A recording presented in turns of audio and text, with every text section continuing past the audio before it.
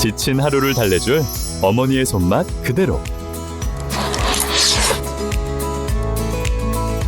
올바른 재료와 정성 담은 손질. 홍시로 완성한 달콤한 감칠맛. 집에서도 편하게 택배로 받아보세요. 매콤하게 땡기는 감칠맛. 장간의 양념게장. 검색창에 장간의 양념게장을 검색해보세요. 예전에 2022년에 집값 붕괴가 나오기 전에 나타났던 징조가 있죠. 지금 뭐 지진 이야기도 하시는데, 지진 같은 천재지변이 올 때 뭐 쥐들이 떼를 지어서 도망을 간다든가 이런 전조 증상이 있는 것처럼, 집값의 천재지변은 아니더라도 인재지변이 올 때 집값이 무너지기 전에 나오는 징조, 특히 2022년에도 똑같은 징조가 나왔었죠. 그게 어떤 상황이냐? 깡통 전세가 나오기 시작했습니다. 그것도 아파트에. 지방이나 그렇지. 서울도 그래요. 1년 6개월 이상 이어진 전세값 강세 때문이라고 하지만 지금 전세가도 슬슬 떨어지고 있죠. 그럼에도 불구하고 매매가 무너진 게 더 크죠. 1년 6개월 동안 상승했으면요, 적어도 2년 전 대비로 역전세가 나지 말아야 되는데 그렇지도 않죠. 지금 보면은 구로구 황동, 여기서는 6억 3천에 거래가 됐는데 매매가, 전세가는 6억 2천으로 1,000만 원밖에 차이 안 난다. 거의 빌라 갭 특이한 수준이죠. 그다음에 강남, 역삼, 우정 에쉐르 이런 것도 7억 2천인데 전세 거래가 6억 5천으로 한 7천 정도 갭이 난다. 강남에도. 그 다음에 심지어 금천구 독산동 한신아파트, 응암동, 백년산, 힐스테이트 2차 전세 최고가보다 매매 최고가가 더 싸다. 그리고 실질적으로 집값이 안 무너지는 이유 중에 하나도 이런 게 있죠. 경매를 셀프 낙찰해줘서. 그러니까요, 전세 DSR 적용 미루는 거, 제가 거기에 대해서 무슨 이야기 했어요? 집값 무너지는 거 세입자 돈으로 버티게 만들려고 하는 거라고 그랬죠. 그래서 전세가가 안 떨어지고 버티면은 무너졌을 때 당연히 저런 깡통 전세가 늘어날 수밖에 없죠. 매매 대출에는 DSR이 적용되는데 전세 대출은 적용이 안 된다.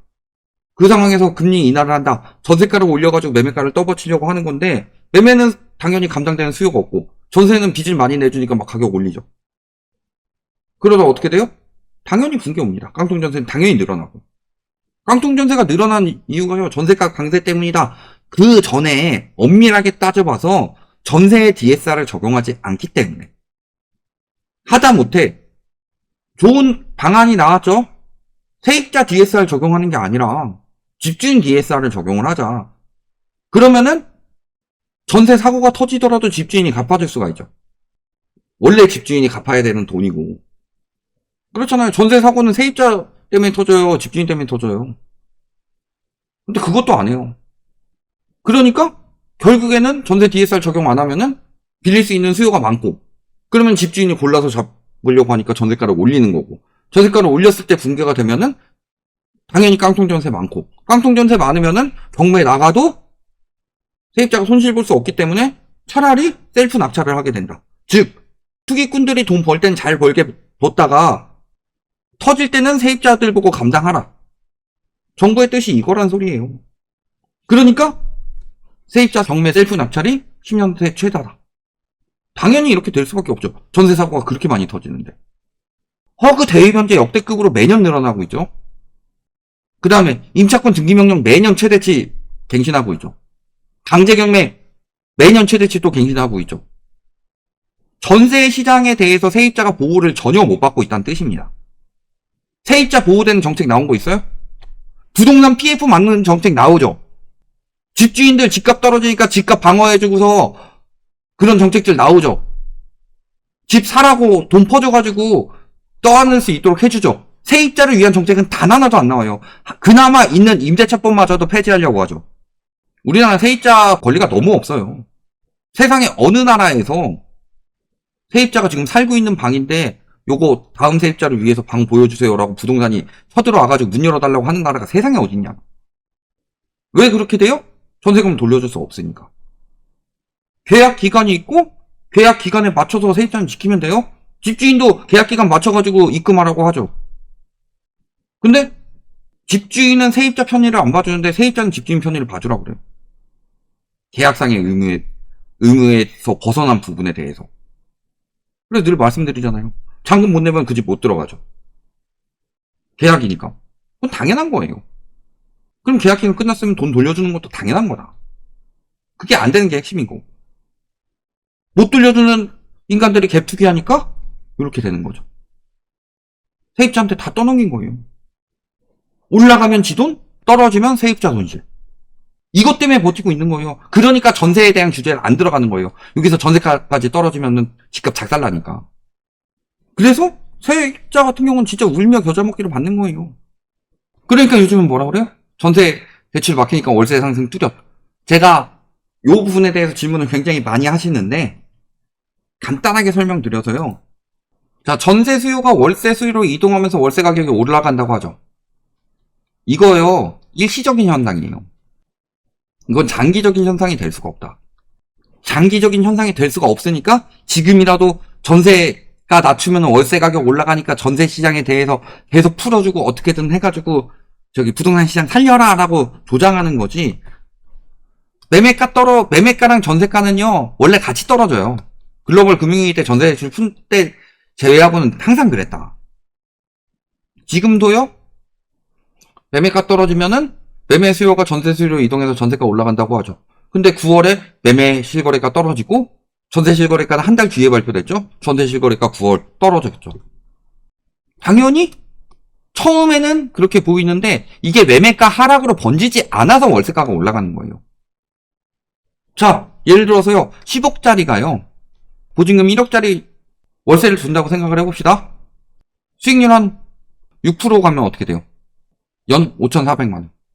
5,400만원이면 월 얼마예요? 450만원 정도 합니다. 이 집값이 5억까지 떨어졌어요. 1억에 450 주고 살 사람이 있어요? 여기? 아니요. 가격이 떨어지면 당연히 월세도 반토막 내줘야지. 이렇게만 받아도 6%가 나와요. 그런 것처럼 매매랑 전세가 확 떨어지는 게 나와야지 그 다음에 월세가 따라가는 거예요. 물론 당장은 그렇죠. 왜? 매매 전세는 버티는 와중에 전세를 들어갈 여력이 안 되니까 월세로 옮겨갈 수밖에 없으니까 그렇게 되는 건데 이게 가격 하락폭이 커지면요 월세도 당연히 떨어질 수밖에 없어요. 여기서 이제 기준금리 인하에 따라서 금융권이 예금금리를 내리자 집주인들도 전세보다 월세를 선호하는 경향. 이거는 개소리란 건 누가 봐도 다 알죠. 집주인들이 전세보다 월세를 선호하기 위해서는 전세금을 돌려줄 돈이 있어야 된다. 돈이 없어서 전세금 못 돌려줘서 경매 셀프 낙찰이 10년 내에 최다고, 또 돈 못 돌려줘서 허그가 갚아준 대위변제금이 역대 또 최다고, 돈 안 돌려줘서 세입자들이 신청해놓은 임차권 등기 명령이 역대 최다고, 안 돌려주고서도 계속 다음 세입자 그 가격에 못 구해가지고 못 돌려주니까 뻐기다가 세입자가 경매 걸어가지고 나온 강제 경매도 또 역대 최대고. 근데 무슨 월세를 선호를 해요. 월세를 선호하고 싶겠죠. 전세금 돌려줄 돈이 없는데. 그런 상황이죠? 그러면 항상 이렇게 이야기하죠? 양극화 될 것이다. 떨어지는 집은 떨어지고 올라간 집은 올라갈 것이다. 강남 집값에서 10억 빠진다고 합니다. 서초동 삼풍 아파트 22억 9천에 매매 계약이 체결됐는데 직전 거래 대비 3억 빠졌고, 강동구 성내동 올림픽파크 한양수자인 전용 5구의 경우는 최고가 대비 7억 빠진 6억 6천에 거래가 됐다. 이런 식으로 뚝뚝 빠지고 있다. 그리고 하락하는 지역은 늘어났죠. 여기에 진짜 똘똘한 채 중에 똘똘한 채 하면은 떠오르는 곳이 뭐가 있을까요? 전통적인 똘똘한 채. 한 20, 30년 전에도 똘똘한 채였던 거. 압구정현대. 똘똘한 채 어떻게 투자했는지 아세요? 빚만 69억. 예전에 음마도 그런 경우 있었죠? 69억 빚 중에서 대부업 근저당 것만 54억 7,500만 원입니다. 압구정 현대를 똘똘한 채라고 샀는데 빚만 잔뜩 내고 샀다. 감정가는 47억 5천 나왔다. 이 가격대로 낙찰되면은 채권도 못 받아요. 빚 감당 가능하고 뭐 똘똘한 채는 부자들만 사서 계속 올라가고, 그런 식으로 이야기하니까 저런 식으로 도박하는 인간들도 나오죠. 예전에 음마도 그랬어요. 음마도 27억까지 올랐을 때 사채 빌려가지고 23억 빌려가지고 사가지고 가격 오르길 기다렸는데 가격 빠져가지고 경매에 넘어간 적도 있어요. 그 24억에 낙찰됐어요. 똘똘한 채도 언론이 계속 떠들어 주니까 버티는 거지. 근데 한 놈만 걸려라라고 하면서 호가를 안 내리죠.